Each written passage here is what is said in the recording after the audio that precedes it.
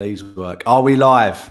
Hello, guys. Welcome to hopefully a fully working live stream about the UK property market, house prices, and your opportunity to get your questions in. So if the stream is working for you and it's not lagging like it was last week, please let me know by giving a thumbs up or put it in the comment section. So, here we are. Another Wednesday live stream again. Sorry for last week.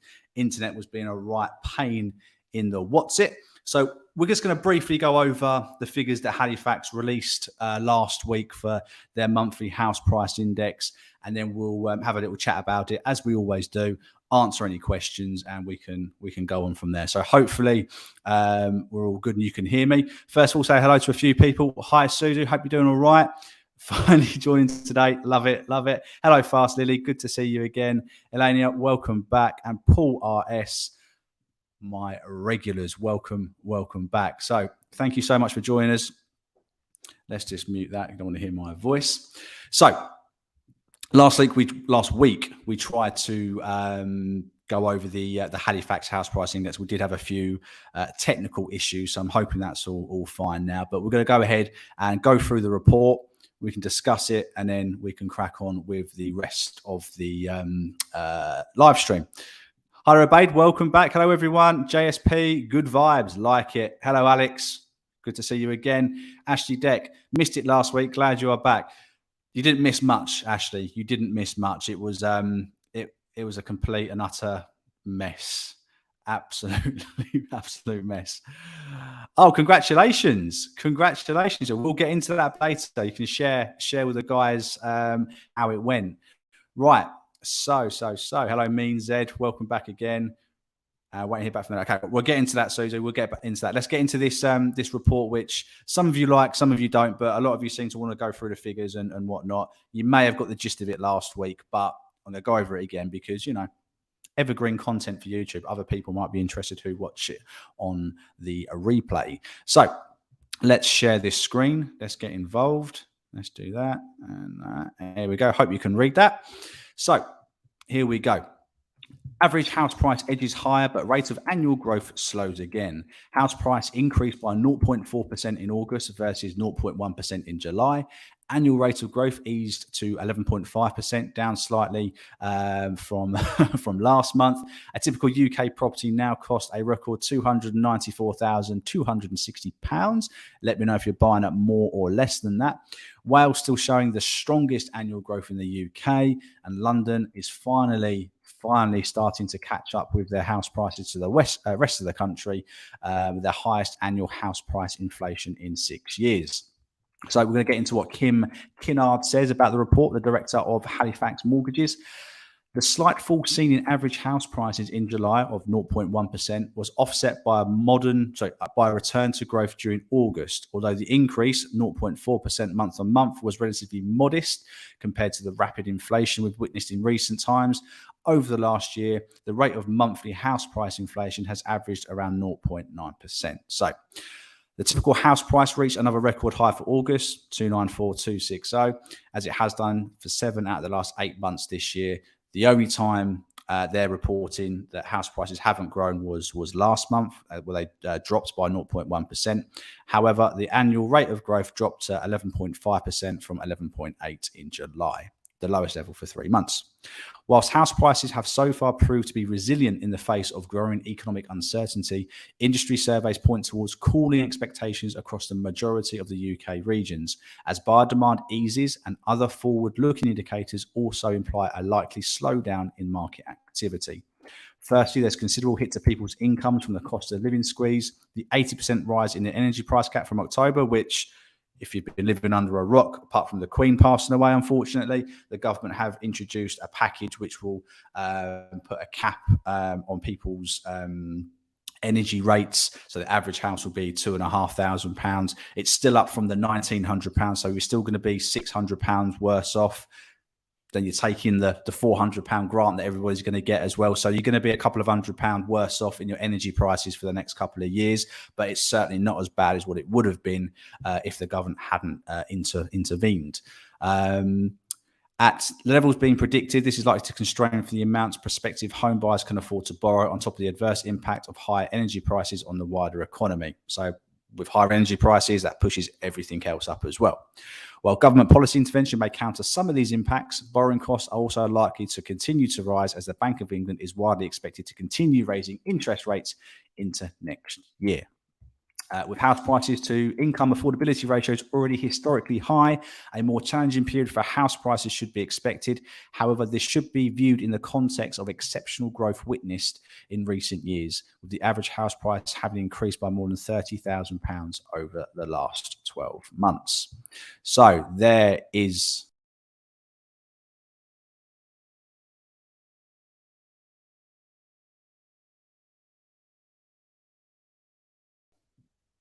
There we go.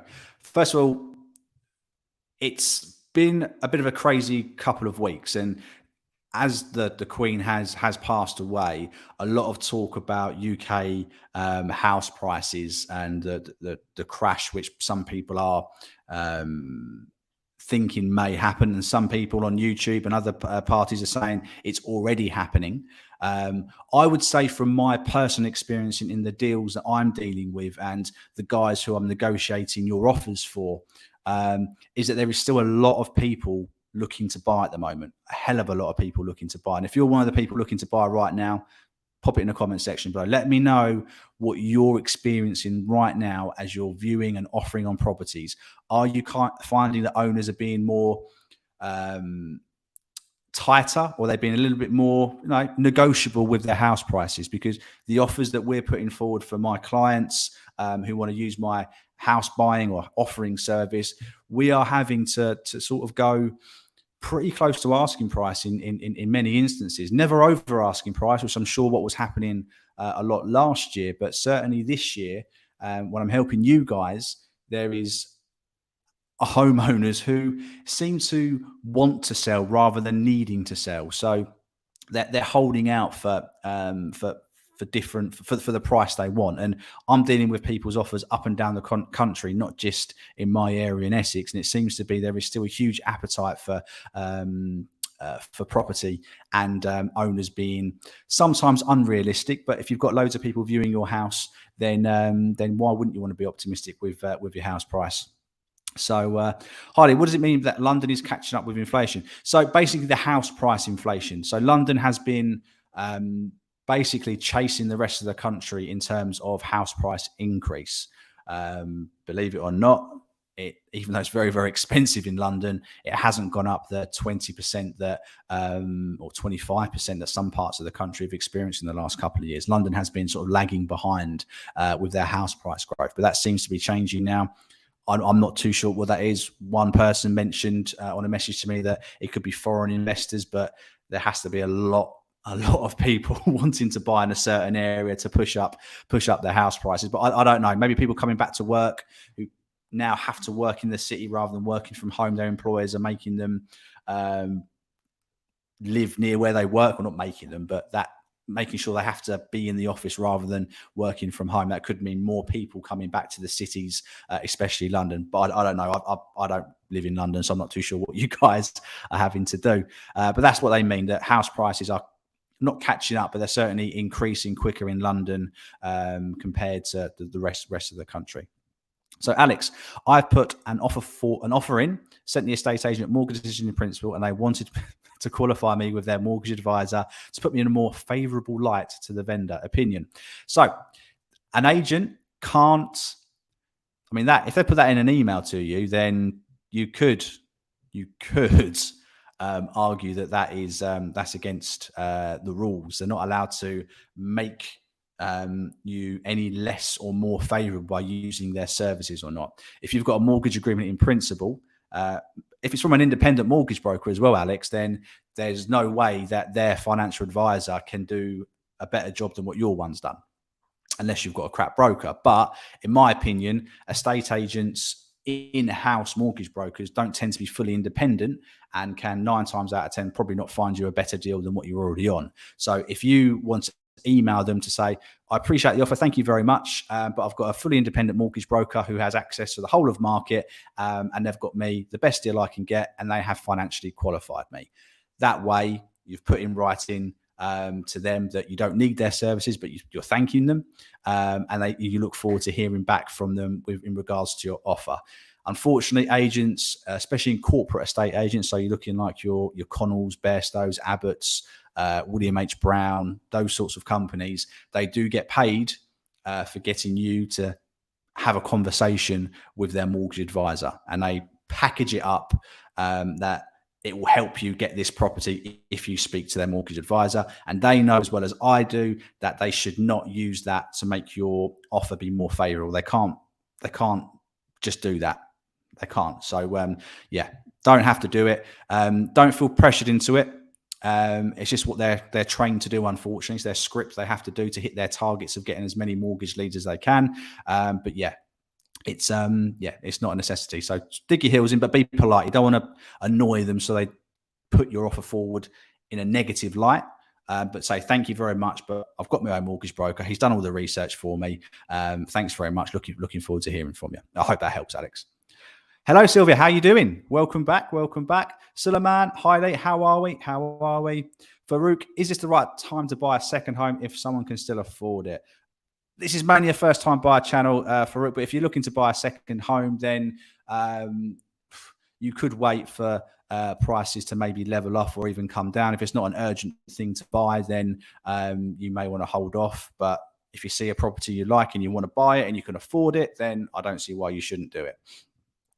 Steve Fish, a bit more properties reduced recently in London and estate agents chasing me to make offers. I think the tide is turning. That's interesting. Because I'm dealing with a few people at the moment where we've made offers and we're talking for properties well over £500,000, and the owners are not reducing and they're holding out for close or very close to their asking price. So what part of London, Steve? What part of London? That's interesting.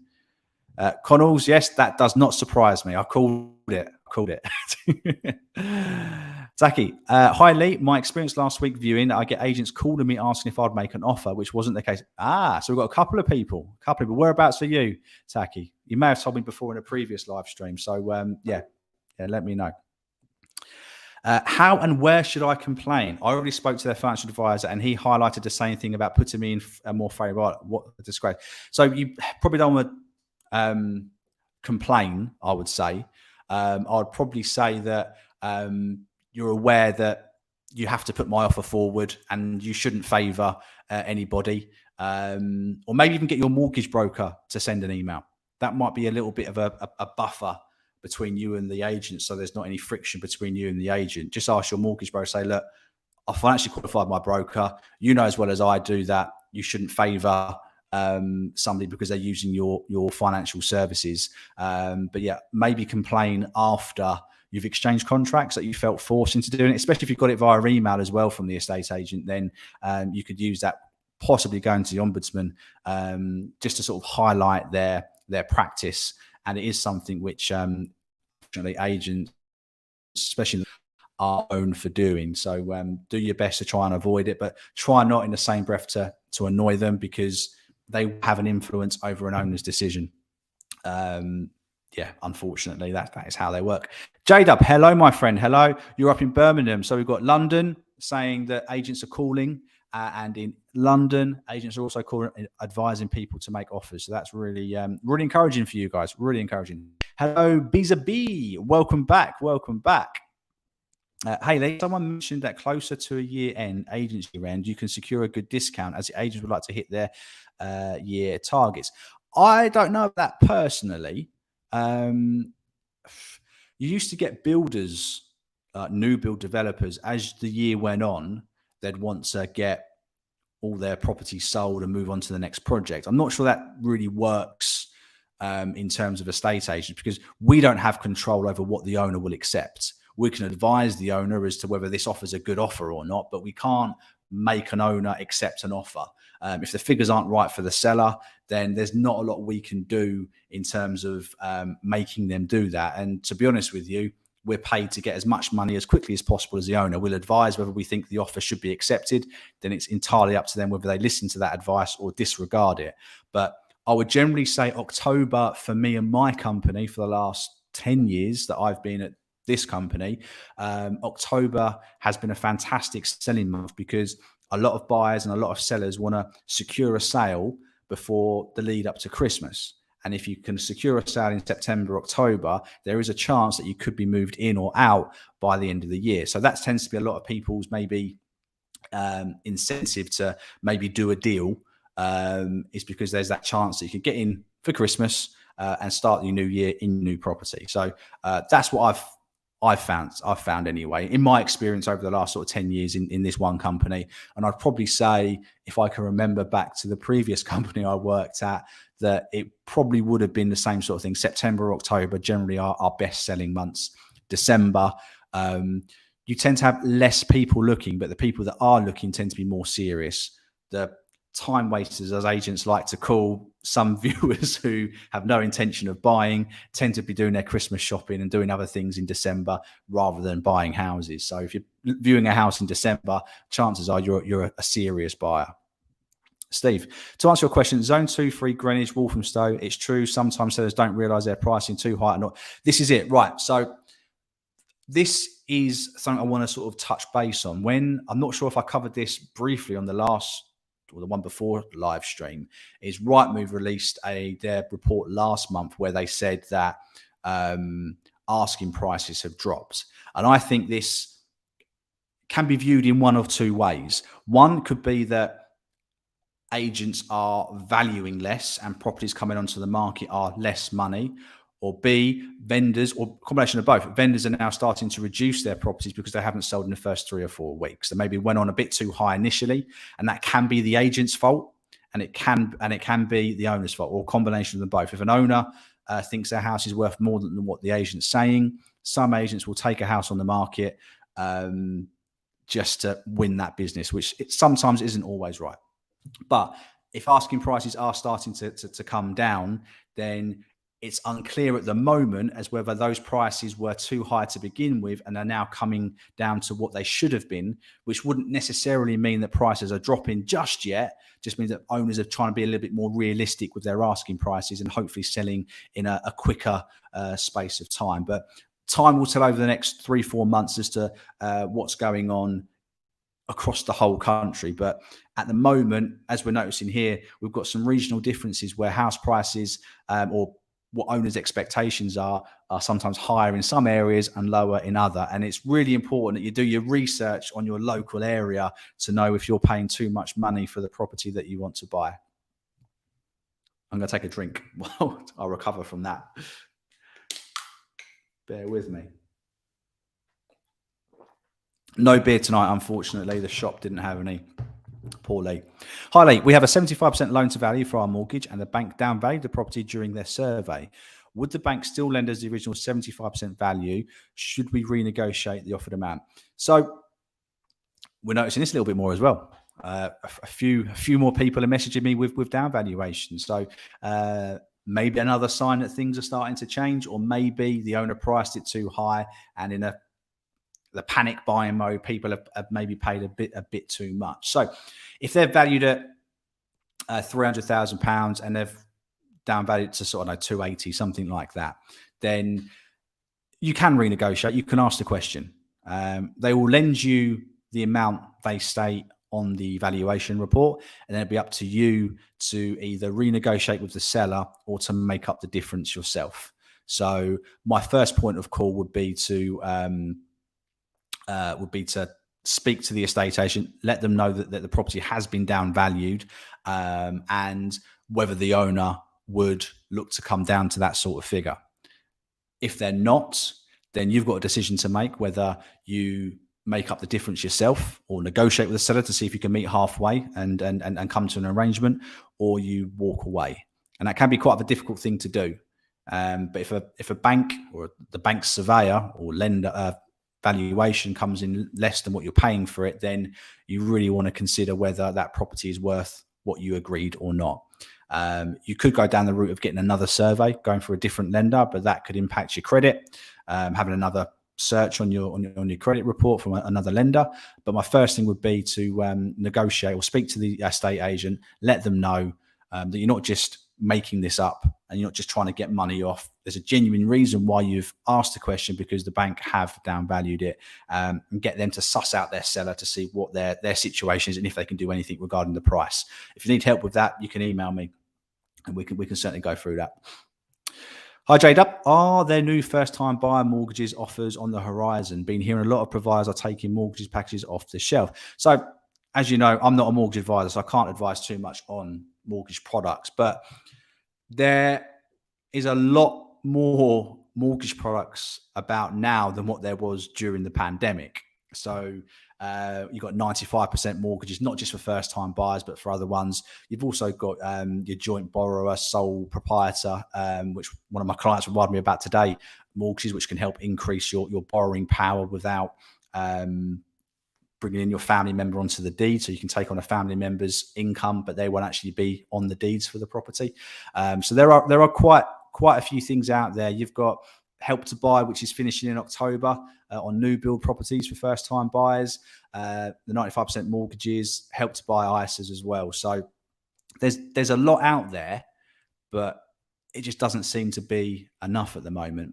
And the thing is, what governments and banks are wary of doing is offering too much help, which would then lead to house prices going up even quicker and then pushing those house prices further and further out of people's reach. And there needs to be a happy median where borrowing and house prices can sort of go up in tandem rather than the massive gap. I think the gap at the moment is 9.1%. The average earnings, you have to earn 9.1% of your earnings to be able to afford the average house, which is crazy. But most people buy with a partner. And then if you do 4.5 times both your wages, then that does bring it more in line. So if you've both got a full-time job in a maybe above average wage, then you're not too far off that 9.1. So yeah, but watch this space. I mean, we've got a new chancellor. He might be looking to make his stamp when he does something soon. I'm not sure if he does a welcome budget or a speech or anything like that, but he may decide to throw a few curveballs which you weren't expecting as the electorate, that may stimulate maybe not the housing market but something else. So it wouldn't surprise me if there was maybe a nugget or two in the Chancellor's back pocket to get us all to vote for them again in 2024. So, but yeah, hopefully there'll be something. But at the moment, I don't think there's anything on the horizon. Suzu, my mortgage application is gone through, but it's not a bank, it's a company as described by my mortgage broker. What do you say for that, please? My mortgage application is going through, I'm guessing, but it's not a bank, it is a company. Is it a building society then, Suzu? Banks, building societies, yeah, have to elaborate a little bit on that one. J-Dub, one of the stress tests for mortgage dropped in August, 3% over the base rate. However, you can see lenders are factoring in the cost of living. Exactly that. So what the Bank of England obviously dropped in August was people being able to pay 3% above the standard variable rate for a bank. So when you applied for it, they'd make sure you could afford interest rates of 6% if your interest rate was going to be 3%. Or the base rate was 3%. But the Bank of England dropped that in August, but that doesn't mean that lenders are going to drop it. They may have their own affordability calculation, which they're going to do. Obviously, with the cost of living going up, although it's come down a little bit because petrol dropped a bit, it's still bloody high. But yeah, they will have their own affordability calculations. They will factor in the cost of food going up, energy prices, all those bits and pieces, and that will have an effect on how much they're willing to lend you. Hi, Albie. Hope you're doing well. Doesn't seem like 5 minutes ago we were chatting. Hope you're doing all right, having a nice evening. Also, pay for the valuation. Will I get it back if it doesn't go through? Probably not. No, because if the survey is cancelled before the valuation happens, then you may get your money back. But if the surveyor goes round, if you withdraw, then you probably would lose that money. Atkin, hello. What type of checks does lenders do before releasing funds for completion, if they do any at all? Sometimes lenders may run another credit check before exchange of contracts just to make sure that nothing has changed. I'm not sure how often that is. I just know, speaking to my mortgage broker, that sometimes like when you're applying for a mortgage, obviously don't apply for any credit in the months leading up to that. And it's very important not to apply for credit after you've got your mortgage offer, in case the bank do another credit check. And remember, house sales are taking 4, sometimes 5 months to go through at the moment. You may get your mortgage offer out after a couple of months. So after another 2 months, a lender might go, do you know what, we'll just do another credit check, make sure things are all still as they were. If you've gone and got a loan or a car on finance, which is going to affect your affordability, they may decide to pull the mortgage offer from you. So yeah, my advice would be, after you've got your mortgage offer, don't get anything on credit or do anything which leaves a mark on your credit history before you've completed, just in case they do that credit check. But as far as I'm aware, that's probably the only thing that they will do after the mortgage offer has been issued. B2B, what happens when you get a mortgage in principle in place? So that basically means, based on the information you have told your broker or the bank that you've done your mortgage agreement in principle with, they will lend you up to that amount of money. That is the furthest you can go in terms of finding out how much you can borrow before finding a property. So they'll ask you simple information like your income, expenditure, how much you're thinking of borrowing, and then they'll give you, yes, we can lend you X amount of money. However, sometimes when they go into more detail, when they look into your expenditure, they may reduce that.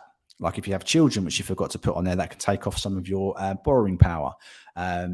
If your wage is commission-based, for example, like if I was to put my wage into a mortgage agreement in principle calculator on Halifax, for example, and I put in there, I earn X amount of money, it wouldn't be until I went for the application where they ask, right, okay, how much of your money is actually commission? And then they go, right, we can't take all of that commission into account. We're going to take half of that commission or a quarter of that commission. So don't get your hopes too high up when you've got your mortgage agreement. It's good that you've got it, that they'll lend it to you in principle. So that's after further checks. They look at your bank statements, your wage slips, and valuation of the property are the sort of 3 things that they will look into a bit more before giving you that mortgage offer. But it's the best thing you can do until you found a property. One of the stress tests for mortgage drops base rate. I think I've done that one, didn't I? I'm going backwards, aren't I? Anyway, Christian, how you doing? Harley, I'm trying to convince my girlfriend that it's very unlikely that homeowners would accept an offer of 350 where the house is listed offers over 375. Would you please confirm that? Well, Christian, I don't want to get involved in any matrimonial disputes, but again, as we said earlier in the stream, depends on the property, depends on the area. If the property's been on the market for over 4 weeks, hasn't been reduced, then in my opinion, either that owner should be looking to reduce soon, or they're in not a particular rush to sell and they're happy just to see if they get the price that they want, or the agent has told them. So have you viewed the property, Christian? If you viewed it and you want to offer, then I would offer. There's no harm in asking. All they can do is say no. If they say no, you can cross it off your list. But if they say, oh no, we won't take 350, we'll take 360, then it might be worth negotiating if you think it's worth that. But yeah, don't get me involved in any matrimonial problems. Anyway, does the lender need to see statement of employment? Yeah, depending on the lender, they'll have different requirements of what they need to see in terms of your employment history. Some may want a contract, some might need a letter of employment, P60s, all those sorts of things. So yeah, it depends on the lender. Please can you remind me of the name of the solicitor you previously recommended on this channel? So previously recommended was a company local to me, which I've had a few people email them and not have a response, which I feel bad because I recommended this company and they haven't even replied to the initial email asking how much it would be for a quotation. So I'm reluctant to recommend them again at the moment, while they seem to be a bit slow. But who I am recommending at the moment, nice segue onto this actually, is a company. I've partnered up with them. We're in the process of getting some information, more information we can share with you. But if you are looking for a conveyancer, I can get a £200 discount on a very forward-thinking, very helpful. I've been speaking to the director, the CEO of the company. He's told me his vision for what he wants to do and how he wants to help buyers and sellers make the whole transaction go through as smoothly as possible. And remember, this is a very stressful very stressful thing to do. But I've had about 5 or 6 transactions with them. I've recommended a couple of guys, and my estate agent is also now recommending them as well because of the updates we do get from them. But yeah, if you are interested in the conveyancer, I've got a discount code, but only I can apply it. All right. So I can save you £200 on your conveyancing.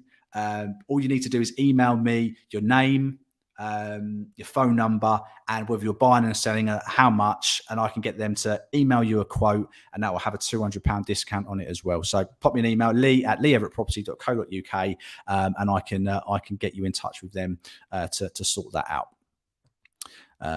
Where are we?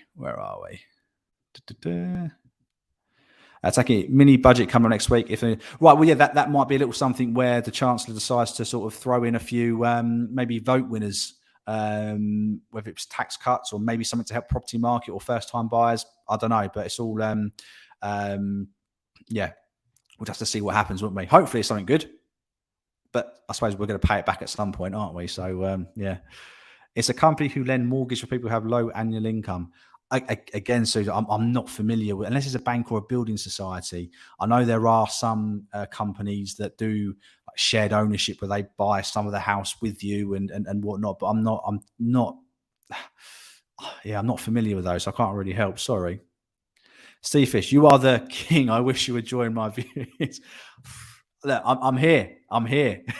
If you need my help, I'm offering the service. I've got one space left for the offering service and helping you through the whole property transaction. So one space left at the introductory rate of £200, £100 up front, and I'll offer on as many houses as you want until we get it secured.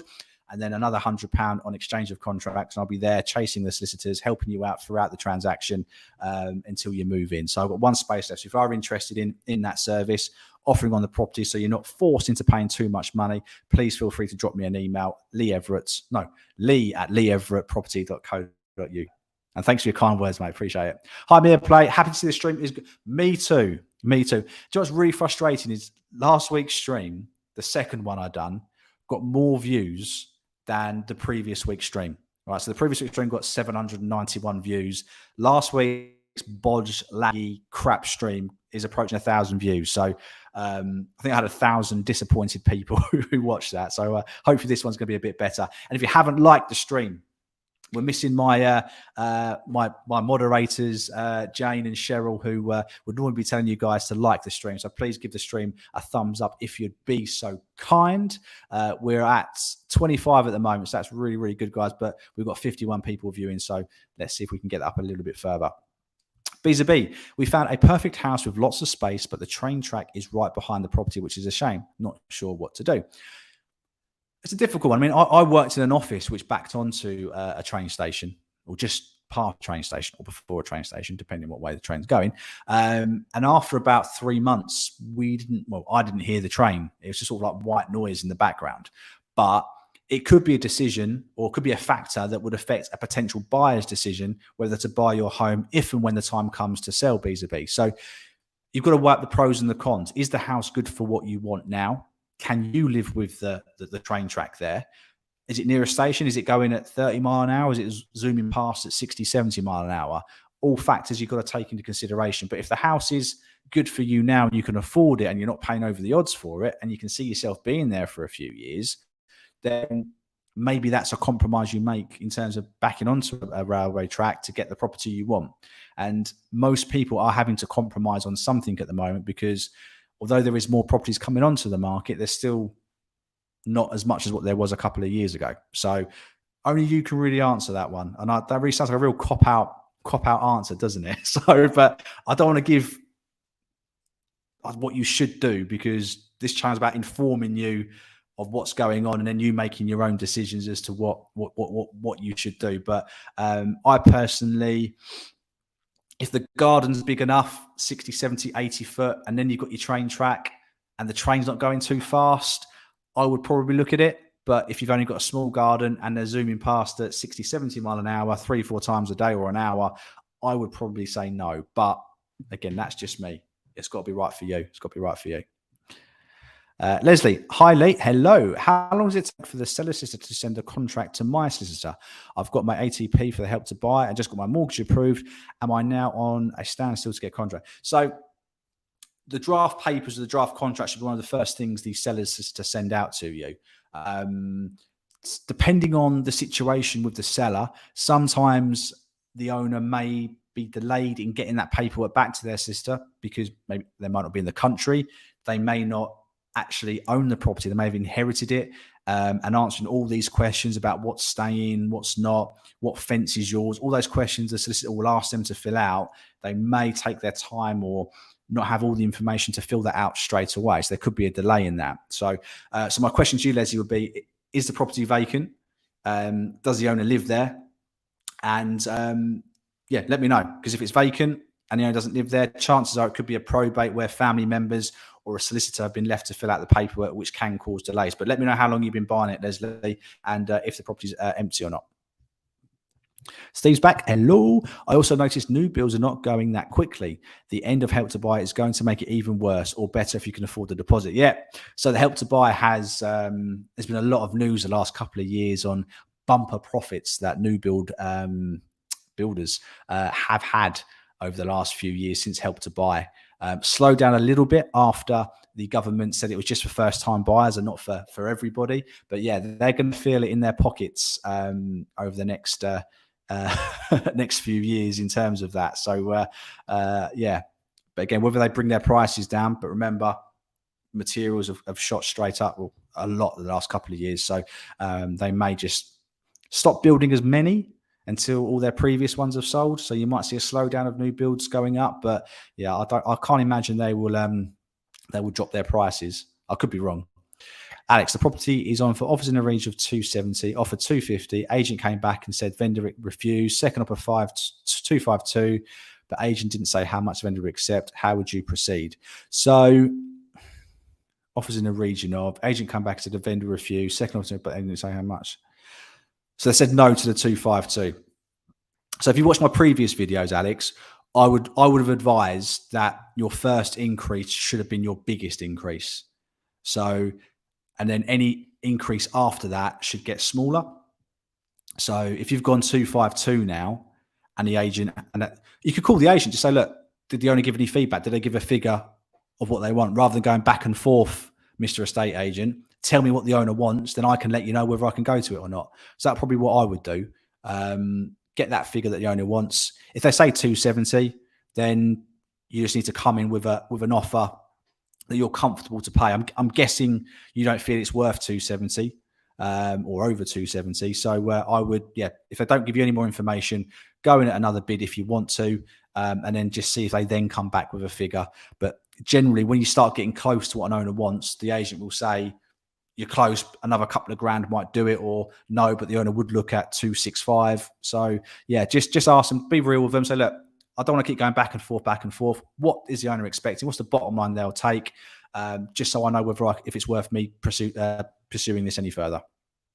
That is how I would proceed. Hi, Lee. In October, the Help to Buy scheme will end. The scheme used to inflate the prices. What do you think will happen after October? I believe the flats will be on the discount.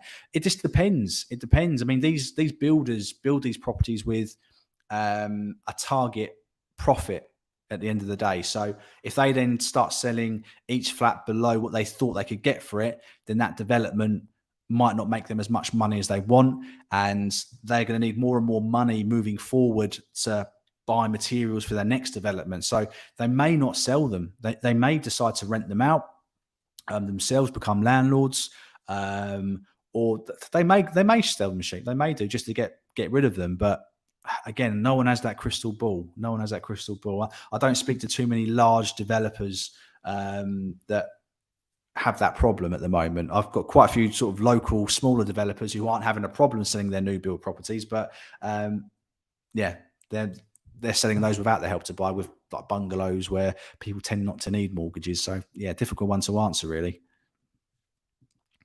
Means Ed, hi, I completed last Thursday. Fantastic, congratulations. Not sure if you remember that we had home buyer survey and the surveyor said yes in the property. How Where'd that go? Thankfully, we had a really good mortgage advisor to get asbestos survey done. We did, and it came back negative. We spoke to the estate agent, and the house was still in the market. Still in the market, on the market.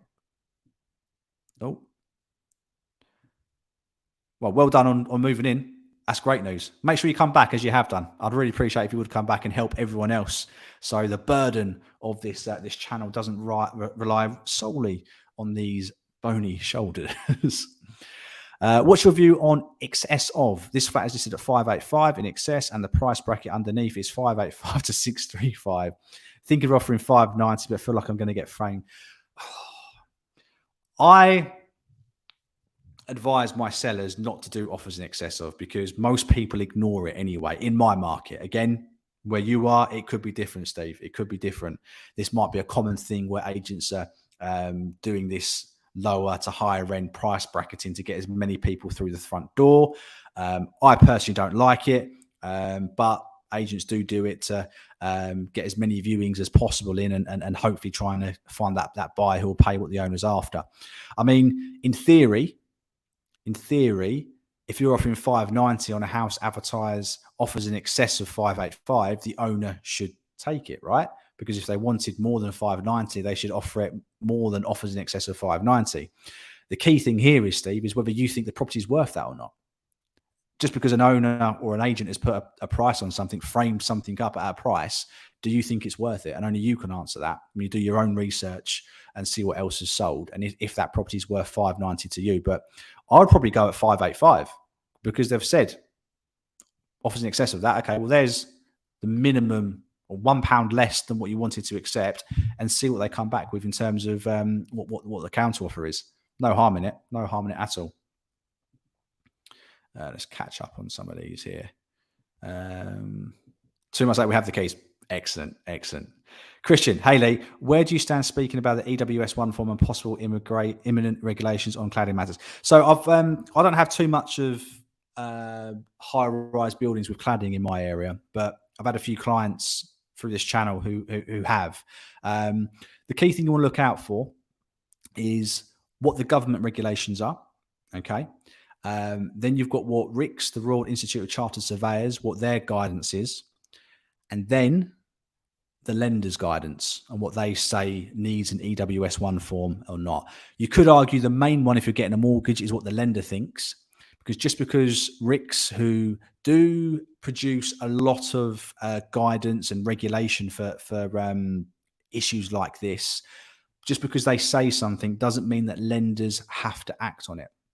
So I know there's a rule, if it's less than 18 meters and 2-story, you don't need, or the government guidance is you don't need an EWS1 form. However, a lender who's actually taking the risk in lending you the money might insist on it. So it's a bit of a grey area, but you want to look at individual lenders' criteria. And if you've got a good mortgage broker, Christian, they should be able to look into their the back end of the lender to see what their requirements are for anything with cladding and their requirements. So I'll definitely look at the definitely look at your broker to give you some guidance on what your current lender it would look for in terms of EWS1 form. Ashley, do you know what an ex-police authority house is? Yeah, it's probably an ex-policeman's house. So back in the day, it would have been either the policeman's house where they housed the policeman. We've got a couple of lifeboat houses here.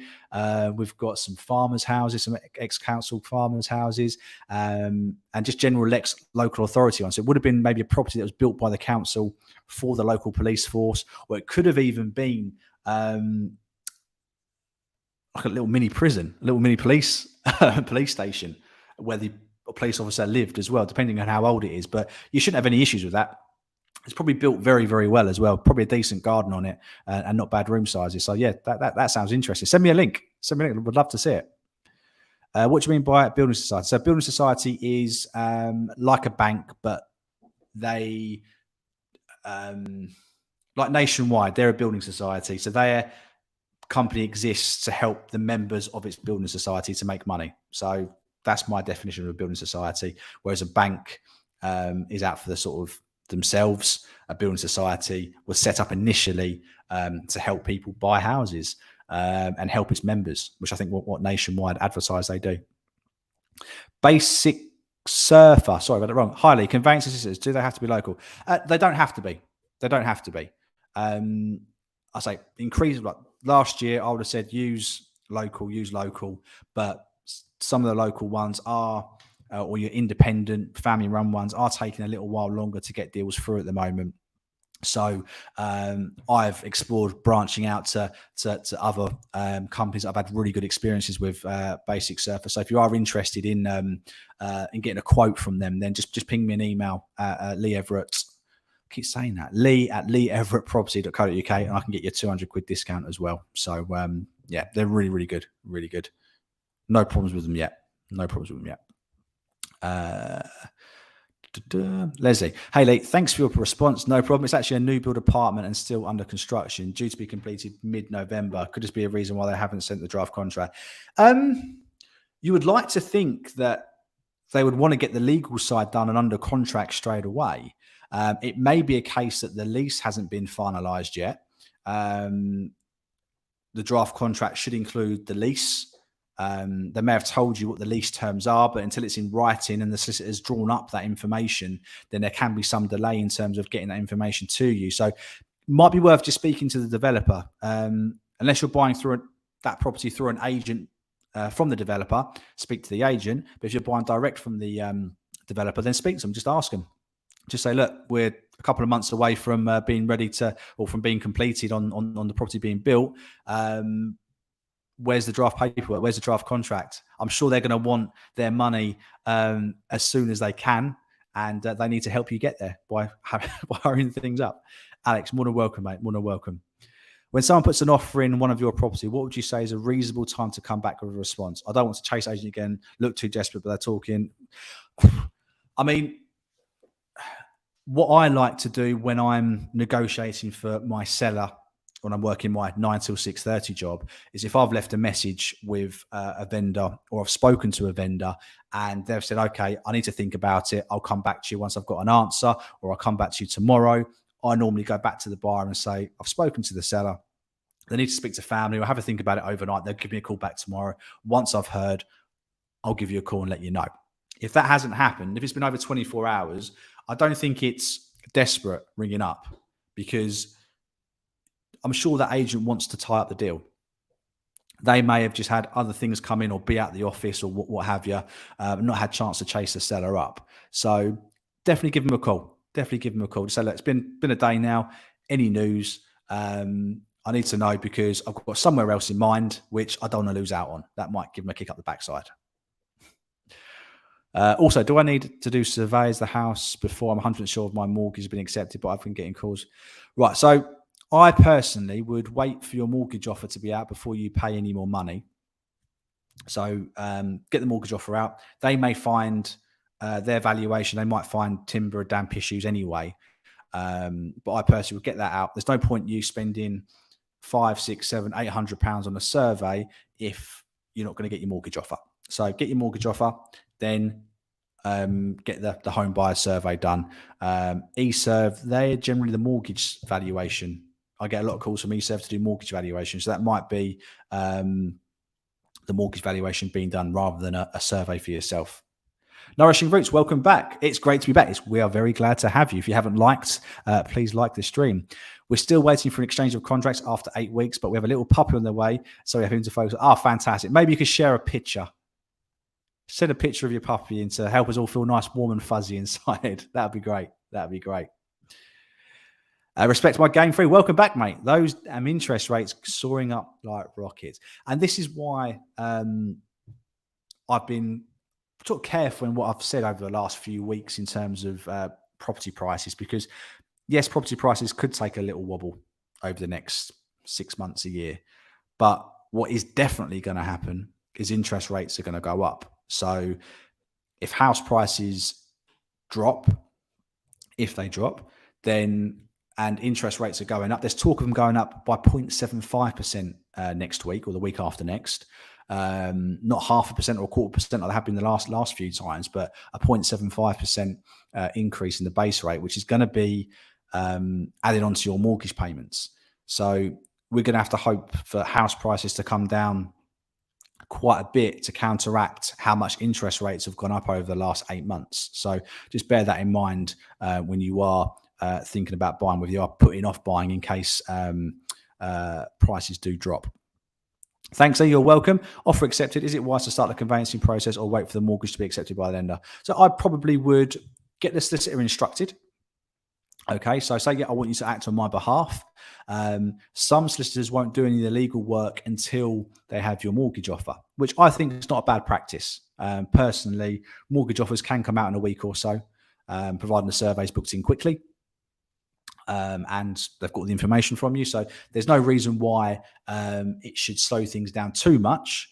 However, if you do want the sale to go through quicker, you can get them instructed straight away and start the searches as soon as they get the draft paperwork in from the seller's solicitor. So just depends on your timescales and how risk advert you are. But yeah, I mean, you can get them to do it straight away, or you can wait until your mortgage offer's out and you've got that and then start spending your search money and stuff like that. But it's really up to you and what you feel more comfortable in and your own timescales along with the sellers as well. B2B, I'm thinking of offering 315,000 property. It's on the market for 375. It's been on the market since June. What do you think? You got balls, B2B. You got balls. I mean, you've got to be careful when offering. What you don't want to do is insult a seller, because I know I say on here, it doesn't matter where you start, it's where you end up. But sometimes starting too low can just immediately annoy the seller. And I've had it before. We've had people lowball sellers before and they've gone, no, that's insulting. I don't want to sell to them, or I'm not going to be as negotiable with them because I've come in too low. So you've obviously got your reasons for offering £315,000. And the fact it's been on the market since June would indicate that the asking price or the initial asking price it was on the market for was too high. Be interesting to know whether that house has come down in price at all since June, or if it sticks at 375. But yeah, you go for it. You go for it. Personally, on the face of it, I think, ouch, that's probably a bit low on something sort of 60 grand. That's a huge percentage. What need 20%, isn't it? Off the asking price, which, yeah, if you do it, fantastic. Congratulations if you get it. But yeah, definitely find out how motivated the seller is. If they've been on since June and haven't reduced it, then chances are they're not very motivated. So you might not have any luck. Hello, Milo. How you doing? Home buyer report has come back on the property we have offered on, and the surveyor suggested we have an asbestos survey carried out because I suspected asbestos in the roof tiles. Okay, we had this this earlier on today in the stream. Survey predict there could be possible asbestos, and you can get it tested. It's not unrealistic to ask the seller to pick up the bill, but if I'm perfectly honest, most properties where I've sold that the surveyor said there's possible asbestos haven't had asbestos. But again, there's no general rule as to who should pay for this. I would probably say as an estate agent that the buyer should pay for it. But for you guys here, I would certainly ask the estate agent if they think their seller would entertain it. But I'd probably say they probably wouldn't, because the chances of it being asbestos are quite low. And asbestos is dangerous when you start drilling into it and disturbing it. How often are you going to disturb the roof tiles and breathe in any potential asbestos sort of fibers? So, yeah, definitely ask the agent, but don't be surprised if the seller says no. I'm not too sure how much these surveys are. We had one must be about 5 years ago when this first started becoming more mainstream, and it was about, I think it was 150 quid to take a sample and process it within a week. So I don't know how expensive it is now. It's probably gone up a hell of a lot. Jermaine, welcome, Jermaine. I'm viewing a house on Saturday that I really like. Several houses in the area. I'm looking to have reduced the sale price by £50,000 recently. Do you think I should try to negotiate or go in with my best offer? Depends on how much interest is there, Jermaine, and what you feel the property's worth. So if a property's been on the market for a long time and not sold, then you can go in with a bit of an offer and hope you can do some negotiations. If the property's been on the market not very long and there's a lot of interest and a lot of offers, then it might be worth going in with your best and final straight away and seeing how you get on. When you do view the property, whether you're seeing the estate agent or the seller, you can try and find out a few bits and pieces like how busy they've been showing people around. Ask them, has there been any offers? What's the feedback been from other people? And that'll give you a good indication as to what people are saying about the property and how much interest there is. If they're saying, oh, we've only had a few people around, no offers yet, then it might be one which you can try a cheeky bid and then work your way up if you're happy to do so. Let me just read that again. Several houses in the area I'm looking at have reduced the sale price by 50k. So the one you're viewing, is that been reduced? If that's been reduced, there may still be a little wiggle room in the asking price, but maybe not as much as what there was when they were on for £50,000 more. Hi, Late. How are you? We'll be talking about this later tomorrow night, won't we? If a gift was to be given to myself in cash, would it be very difficult to get through? No, not at all. Not at all. So the whole thing that we were talking about earlier today was when I'm going to go to the estate agent with your proof of funds for your deposit, they just need to see that proof in your bank account, okay? That they can say to their seller, we've seen their mortgage agreement in principle for X amount and they have Y amount in their bank to make up the difference. Your solicitor will be doing more anti-money laundering checks and may ask for where that money has come from and want to see a paper trail going back several months or several weeks. So for me tomorrow, Albie, I'm just going to need that bank account with the money in so I can show to the estate agent that our mortgage offer is X amount. We need X amount of money as deposit, which is in this bank account. Here it is. But your broker or your solicitor will then ask you how you got that money, where it came from, and they may ask to see 3 months bank statements from anybody who's gifted you that money, just so they can tell that the money hasn't come from any dodgy sources. And it's not just for you, they do it for everybody. You've got to prove where that money's come from to make sure it's legal money and not money that's been laundered. Probably easier to say on this rather than a WhatsApp message, isn't it? Actually, property states the property is currently leasehold with freehold on completion. Do you think there's a chance it's a lie and won't be freehold? I'm not interested in it. Ooh, was you on last week, actually, the week before about this? Because, I don't get asked this too much. But yeah, so your solicitor will make sure that the freehold is included on completion. If the agents put it in writing, you want to make sure that that has been relayed to the seller's solicitor and your solicitor is aware of it, because if it's not, they will raise it as a question with the seller's solicitors. We thought this property included the freehold. Can you confirm this? And they will say yes, hopefully, or no. So I don't think the agent would have lied in terms of that, but just get your solicitor to double check it with the seller's solicitor, and then you've got it in black and white from the solicitor, and hopefully you should have no problems then. Hopefully, fingers crossed. So 36 likes, guys. Come on, we could do a little bit better than that. We're approaching the hour mark, which is when we start to wind down these streams a little bit. So come on, we can do a bit better than that. Bear with me 1 second, guys.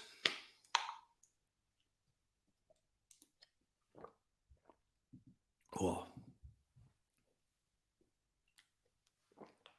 So if you are just joining the stream, I've got a great referral code for a solicitor conveyancer where they give you a £200 discount on their conveyancing fees. If you are interested, if you haven't found somewhere yet, or even if you have, you may have instructed a solicitor, not entirely happy with them, we can get a quote over to you and you can see what they want. But I've found with their email updates, fantastic, absolutely fantastic, on the ball, really, really good.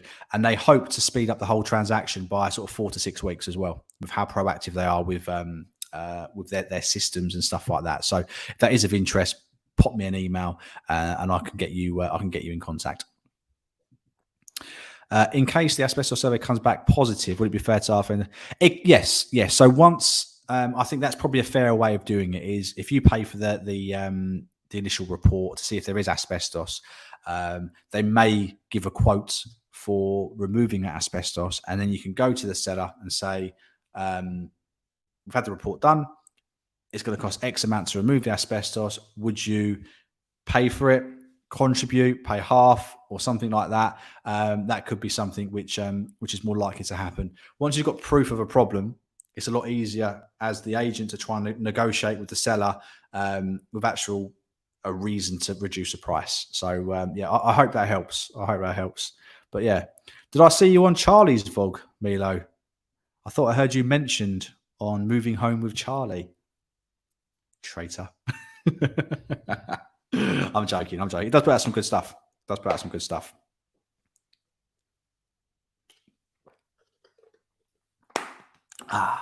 Right, we are approaching that hour mark, guys. So I want to say thank you. Thank you for watching, sticking with me this week as well. And for those of you who come back every week, you know I love you. I appreciate every one of your views and comments. We will be back next week. If there's any videos you want me to make in the meantime, in between live streams, stuff you want me to cover, let me know, because I love doing these live streams. I love how interactive they are. But if there's a specific topic you want me to cover, which I maybe haven't done in my backlog of videos, let me know, and I can try and get that produced so you can watch that, and I can get it published as soon as I've made it. Yeah, please keep your comments coming in. Really appreciate it. If you do want to send a super chat or a thanks, you can do that in the chat thing, I think. So, but you don't have to. You know, I just love you guys being here.